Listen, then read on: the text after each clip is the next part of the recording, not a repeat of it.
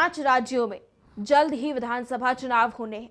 ऐसे में 5 राज्य में सियासी हलचल तेज हो गई है। तो वहीं पंजाब विधानसभा चुनाव में भी लगभग 1 महीने का ही समय बाकी है। पंजाब में एक ऐसे समुदाय है जो सत्ता किसके पास रहेगी वही फैसला करते हैं। तो आइए जानते हैं कि क्या कह रहा है गणित। पंजाब चुनाव में डेरे किस हद तक प्रभावी हो सकते हैं, इस बात का अंदाजा इनकी संख्या से ही लगाया जा सकता है। आंकड़े बताते हैं कि राज्य में डेरों की संख्या 10,000 से ज्यादा है। साथ ही इनसे जुड़े लोगों की संख्या लाखों में है। पूर्व में ही हुए चुनाव में भी कई बड़े राजनेताओं को डेरे के द्वार पर देखा गया है। जानकारी के अनुसार राज्य में 300 बड़े डेरे ऐसे भी हैं जो चुनाव पर सीधा असर डालते हैं। कुल 117 सीटों वाली पंजाब विधानसभा में 93 सीटों पर डेरों का प्रभाव बताया जाता है। तो वहीं 47 सीटें ऐसी भी हैं जहां डेरों की क्षमता चुनाव के हालात बदल सकती हैं। साथ ही करीब 46 सीटों पर डेरे वोट के आंकड़ों में बड़ा अंतर तैयार करने की क्षमता रखते हैं। जानकारी के अनुसार चुनाव के नजदीक आते ही डेरों के सियासी मोर्चे एक्टिव हो जाते हैं। हालांकि इन डेरों के प्रमुख सीधे तौर पर अपने अनुयायियों को किसी राजनीतिक दल को समर्थन देने के लिए नहीं कहते हैं, लेकिन मतदान से एक दिन पहले किया गया इशारा सियासी फेरबदल में अपनी भूमिका निभा जाता है। पंजाब की राजनीति में समुदाय का इतना महत्व है कि जो किसी भी पार्टी को सत्ता दिलाने में अहम किरदार निभा सकती है। दरअसल लोगों के डेरों में शामिल होने के कई बड़े कारण हैं।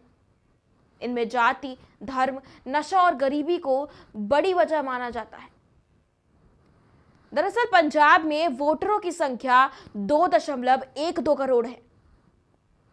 अनुमान लगाया गया है कि 53 लाख लोग यानी लगभग 25% डेरों से जुड़े हुए हैं। राज्य में डेरों की 1.13 लाख शाखाएं 12,581 गांवों में हैं। दरअसल लोगों के डेरों में शामिल होने के कई बड़े कारण हैं। इनमें जाति, धर्म, नशा और गरीबी को बड़ी वजह माना जाता है। सिरसा स्थित डेरा सच्चा सौदे के पंजाब में डेरों की संख्या करीब 10,000 है। पूरे भारत में 6 करोड़ अनुयायियों वाले इस डेरा का प्रभाव राज्य के मालवा क्षेत्र में 35 से 40 सीटों पर है। इसके बाद 1891 में शुरू हुए डेरा राधा स्वामी की प्रभाव 10 से 12 सीटों पर है। नामधारी समुदाय का प्रभाव माझा की 2 से 3 और मालवा की 7 से 8 सीटों पर है। माझा की 4 से 5 और दोआबा की उस 3 से 4 सीटों पर दिव्य ज्योति जागृति संस्थान की काफी मजबूत पकड़ मानी जाती है। इसके अलावा 27 देशों में फैले निरंकारी समुदाय का असर मालवा की 3 से 4 और माझा की 2 से 3 सीटों पर है। 2017 विधानसभा चुनाव के दौरान शायद ही कोई नेता हो जो अपनी पार्टी के लिए समर्थन जुटाने के लिए इन डेरों में ना पहुंचा हो।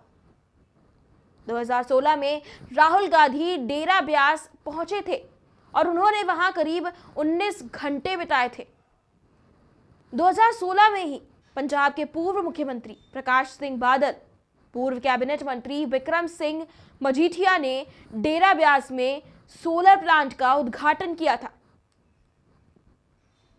मई 2016 में ही पंजाब के डिप्टी सीएम सुखबीर बादल, पंजाब कांग्रेस के तत्कालीन अध्यक्ष कैप्टन अमरिंदर सिंह और दिल्ली के मुख्यमंत्री अरविंद केजरीवाल संत